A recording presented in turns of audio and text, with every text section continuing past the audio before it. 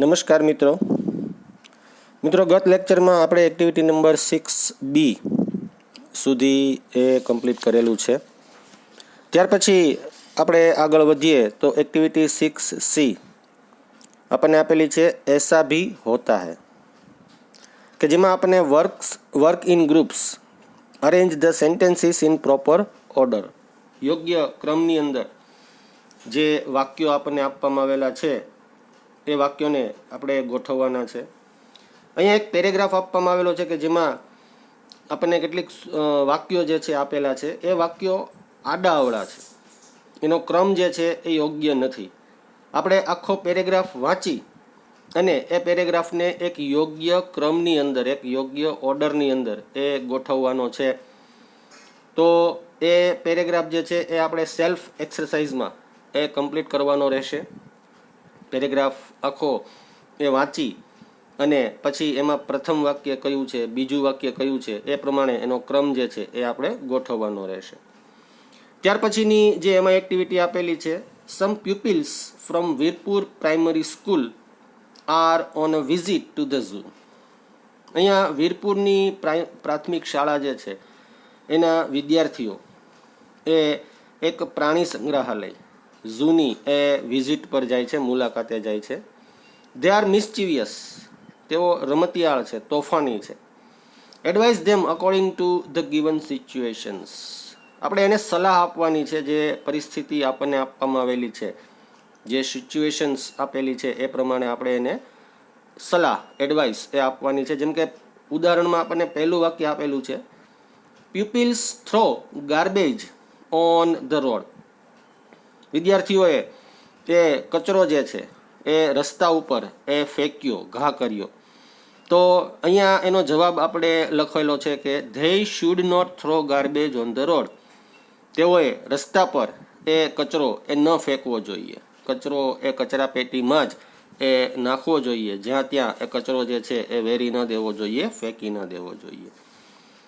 એવી જ રીતે હવે પહેલું વાક્ય છે, some pupils are making loud noise. કેટલાક વિદ્યાર્થીઓ જે છે એ મોટેથી અવાજ કરી રહ્યા છે, ઘાટા પાડી રહ્યા છે, બૂમ બરાડા કરી રહ્યા છે. તો પ્રાણી સંગ્રહાલયની મુલાકાત લેતી વખતે આપણે એને શું સલાહ આપશું? તો જવાબ આપણે લખશું. લખો, પેન પેન્સિલ તૈયાર રાખી જશે તમે. જવાબ લખશું એમાં, they should not make noise. They should not make noise. પ્રાણી સંગ્રહાલયની મુલાકાત લેતા હોઈએ તો અનેક પ્રાણીઓ, પક્ષીઓ એ પાંજરાની અંદર હોય છે કે જે આરામ કરતા હોય છે. તો જો અવાજ કરો છો, બૂમ બરાડા કરો છો, તો એવો ડરી જાય છે. એટલે આપણે એ અવાજ ન કરવો જોઈએ. અને આમેય નોઇઝ પોલ્યુશન, અવાજ દ્વારા થતું પ્રદૂષણ, જેને ધ્વનિ પ્રદૂષણ તરીકે પણ ઓળખવામાં આવે છે. ત્યાર પછી બીજું છે, a pupil is teasing the animals. એક વિદ્યાર્થી જે છે એ પ્રાણીઓને ખીજવી રહ્યો છે, ચીડવી રહ્યો છે. ટીઝ એટલે અહીંયા ખીજવવું, ચીડવવું. તો આપણે એના જવાબમાં લખશું, a pupil should not tease the animals. Tease the animals. ત્યાર પછીનું ત્રીજું વાક્ય છે, some boys are feeding the monkeys. કેટલાક વિદ્યાર્થીઓ જે છે, છોકરાઓ એ વાંદરાને એક ખોરાક આપી રહ્યા છે, ખાવાનું આપી રહ્યા છે. તો આપણે જવાબ લખશું, બોયઝ શુડ નોટ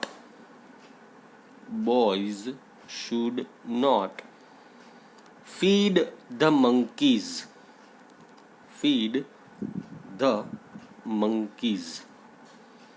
વાંદરાઓને અથવા તો કોઈ પણ જંગલની અંદર વસતા પશુ પક્ષીઓને આપણે કોઈ પણ વસ્તુ જે છે એ ખાવાની ન આપવી જોઈએ. કેમ કે આપણી ખાવાની જે વસ્તુઓ છે એ અને પ્રાણીઓની કે પક્ષીઓની ખાવાની વસ્તુઓ જે છે એ જુદી હોય છે, અલગ હોય છે. આપણી ઘણી બધી વસ્તુઓની અંદર આપણે મસાલાઓ અને એવું બધું નાખેલું હોય છે કે જે પ્રાણીઓ માટે એ અયોગ્ય છે.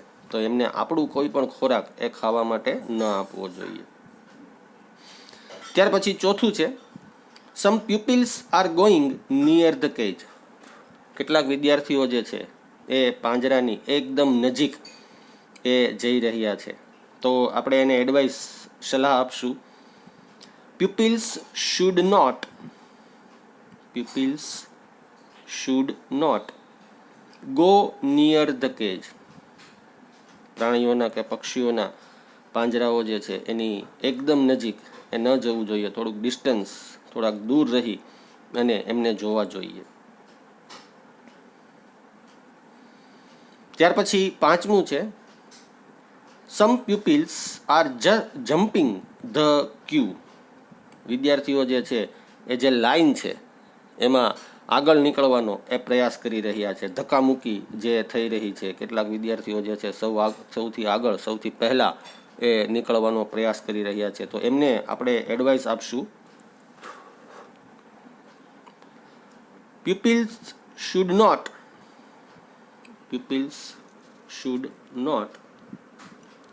jump the queue.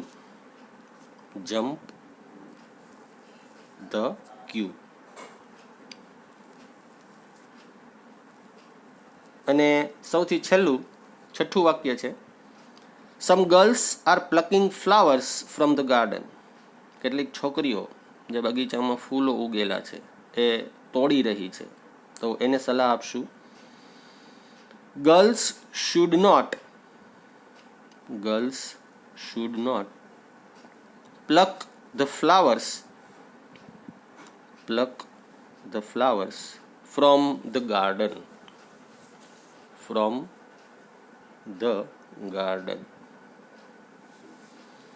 તો મિત્રો અહીંયા આપણી એક્ટિવિટી નંબર 6 એ કમ્પ્લીટ થાય છે.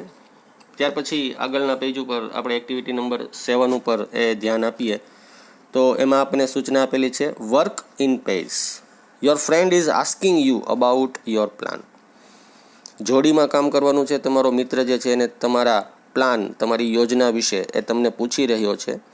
You have some ideas but you are not sure. કેટલાક વિચારો છે પણ ચોક્કસ, નિશ્ચિત નથી.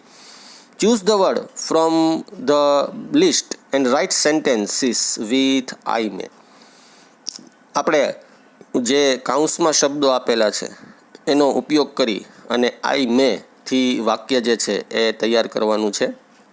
જેમ કે અહીંયા આપેલું છે, Sunday, rice, T shirt, by bus, go on a picnic. બરાબર. તો અહીંયા પહેલું છે, ઉદાહરણમાં આપણને આપેલું એ, where are you going for your holidays. તમે તમારી રજાઓ માટે એ ક્યાં જવાના છો. તો બી, આઈ એમ નોટ શ્યોર. મને પાકી ખબર નથી, ખાતરી નથી. તો કાઉન્સમાં આપણને ગો ટુ શિમલા આપેલું છે, તો અહીંયા જવાબ લખેલો છે, આઈ મે ગો ટુ શિમલા. હું કદાચ શિમલા જઈશ, અથવા તો હું કદાચ શિમલા જાઉં.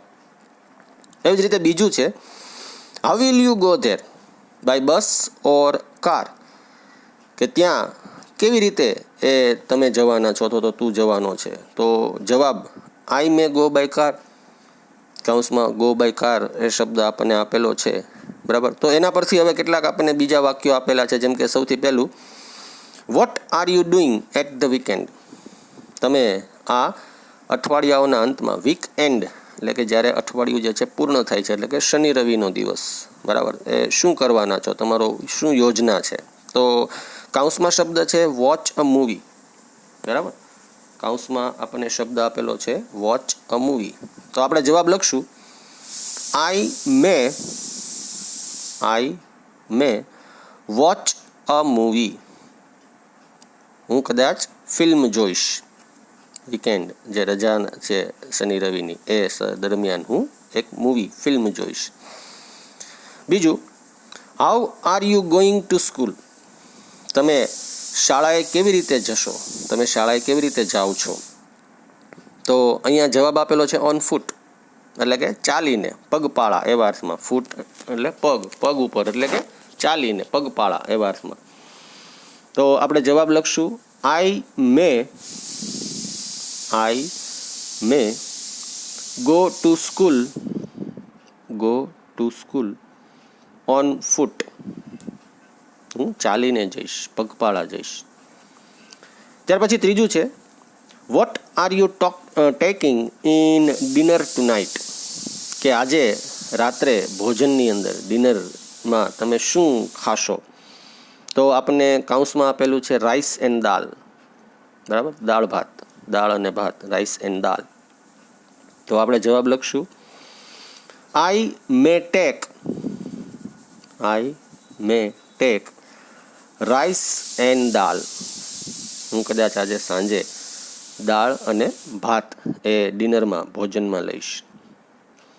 ત્યાર પછીનું ચોથું, vote are you buying from the garment shop. Garment shop એટલે કપડાની દુકાન, બરાબર, કપડાની દુકાનમાંથી એ તમે શું ખરીદશો?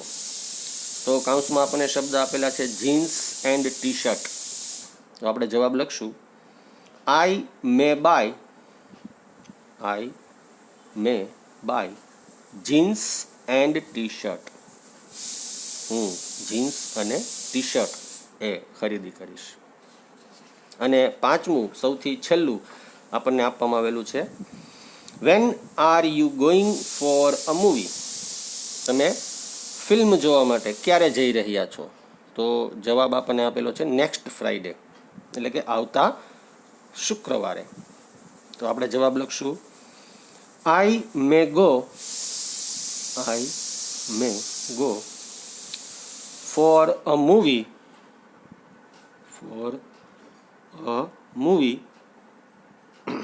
ઓન નેક્સ્ટ ફ્રાઈડે, આવતા શુક્રવારે. તો મિત્રો અહીંયા એક્ટિવિટી 7A કમ્પ્લીટ થાય છે.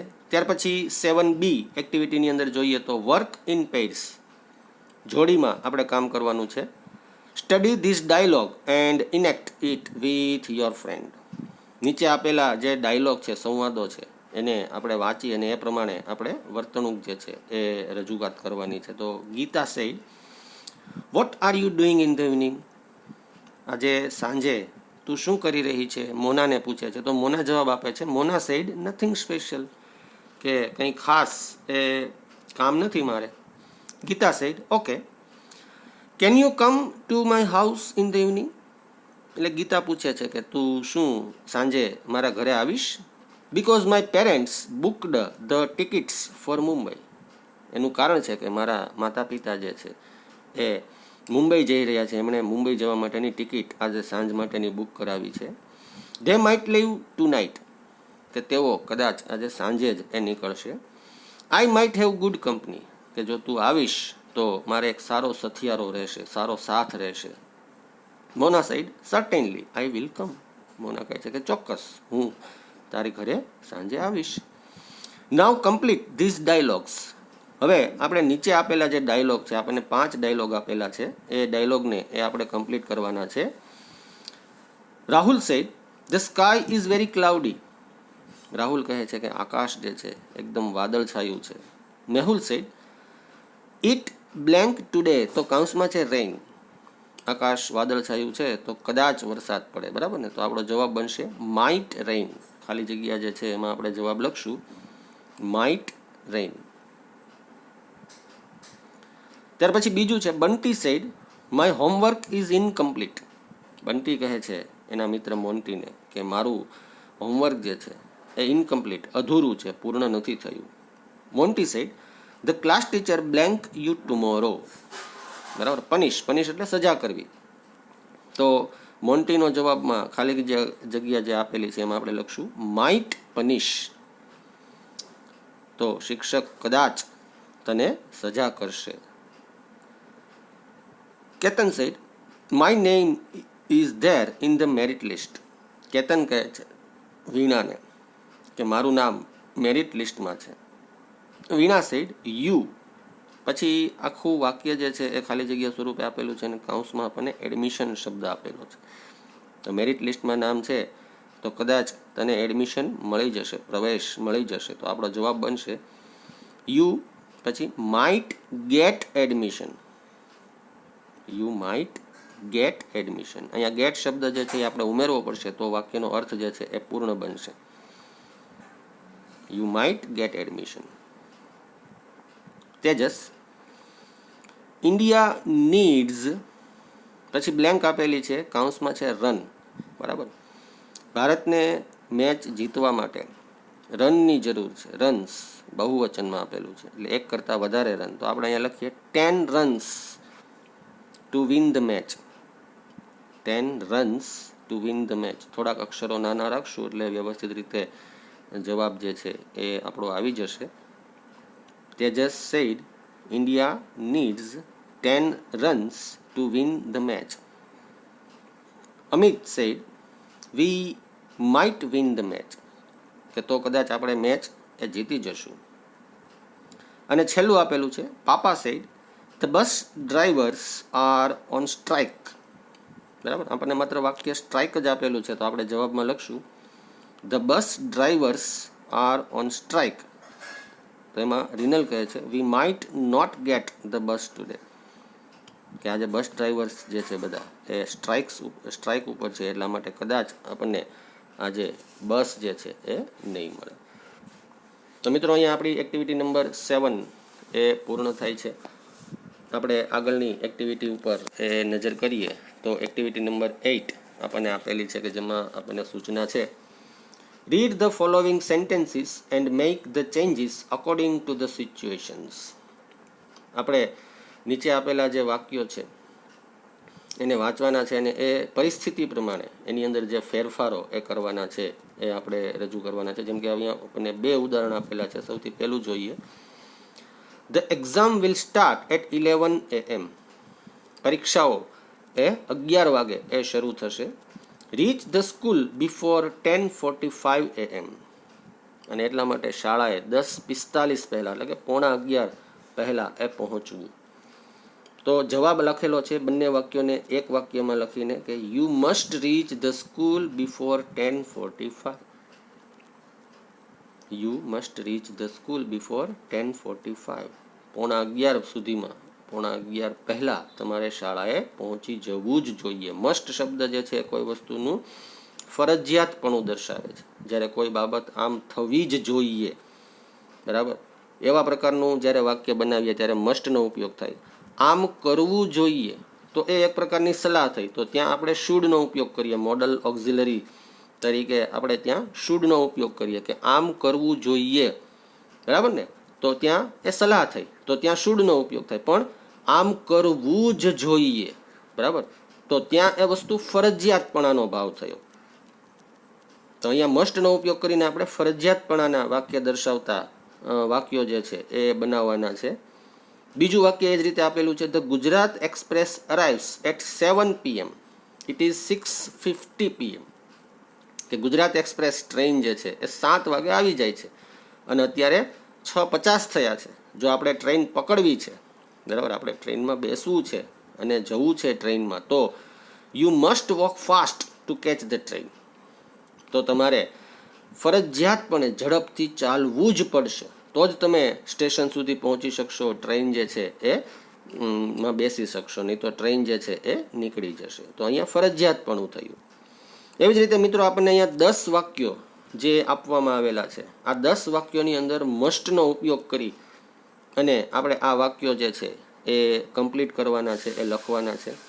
તો આ એક્ટિવિટી નંબર 8 જે છે એ આપણે સેલ્ફ કમ્પ્લીટ કરવાની છે. અહીંયા 2 ઉદાહરણો આપણે સમજેલા છીએ. એ જ રીતે જેમ કે અહીંયા આપેલું છે I lost the key of my house. મેં મારા ઘરની ચાવી જે છે એ ખોઈ નાખી છે. આઈ ડોન્ટ હેવ અનધર કી. મારી પાસે બીજી ચાવી નથી. તો આપણે એમાં સલાહ આપશું, શું આપી શકીએ? You must find the lost key. કે તારે ખોવાઈ ગયેલી ચાવી ગોતવી જ પડશે, બરાબર ને. અથવા તો I must find. You must ફાઇન્ડથી પણ વાક્ય બનાવી શકો અને આઈ મસ્ટ ફાઇન્ડથી પણ તમે વાક્ય બનાવી શકો, બરાબર. એવી જ રીતે બીજા જે વાક્યો આપણને આપેલા છે એ વાક્યો એ આપણે કમ્પ્લીટ કરવાના છે અને એ વાક્યો આપણી ફેરબુક જે છે એની અંદર પણ એ લખવાના છે. ત્યાર પછી એક્ટિવિટી નંબર 9 આપણને જે આપેલી છે, આ એક્ટિવિટી 9 એ અત્યારે આપણે સ્કીપ કરવાની છે. અત્યારે એક્ટિવિટી 9 એ આપણે કમ્પ્લીટ કરવાની નથી, બરાબર. તો મિત્રો અહીંયા આપણો યુનિટ 1 જે છે એ પૂર્ણ થાય છે. 1-2 દિવસમાં આ યુનિટને જે PDF સ્વરૂપે સ્પેલિંગ અથવા તો એના જે ક્વેશ્ચન આન્સર્સ અથવા તો જે ટ્રુ ફોલ્સ કે જે આપણે પ્રથમ સેમેસ્ટરમાં એ મોકલતા હતા, એ જ રીતે આ સેકન્ડ સેમેસ્ટરની અંદર પણ એ ગ્રુપની અંદર એ PDF જે છે એ 1-2 દિવસમાં ગ્રુપની અંદર આવી જશે. કેવી રીતે લખવાની છે એના વિશે આપણે અગાઉ એ વાત કરી ચૂક્યા છીએ, છતાં અત્યારે શોર્ટમાં એટલી વસ્તુ કહું કે જો તમારે નવી બુક બનાવી છે તો સેમ 2ની આખી નવી બુકમાં જ આ બધી વસ્તુઓ લખજો, અથવા જો તમે ફર્સ્ટ સેમેસ્ટરની બુકમાં જ તમારે પેજ વધેલા છે તો એક પેજ છોડી, જ્યાં બુક જે છે એમાં યુનિટ પૂરા થયા છે એમાં એક પેજ છોડીને તેમાં સેમ 2 એવું મોટા અક્ષરે લખી અને આ યુનિટ 1 જે છે એ તમે એમાં ને એમાં એ સ્ટાર્ટ કરી શકો છો. બરાબર છે. તો 1-2 દિવસમાં આની PDF એ ગ્રુપમાં આવી જશે. સારા અક્ષરો વડે એ લખી નાખજો.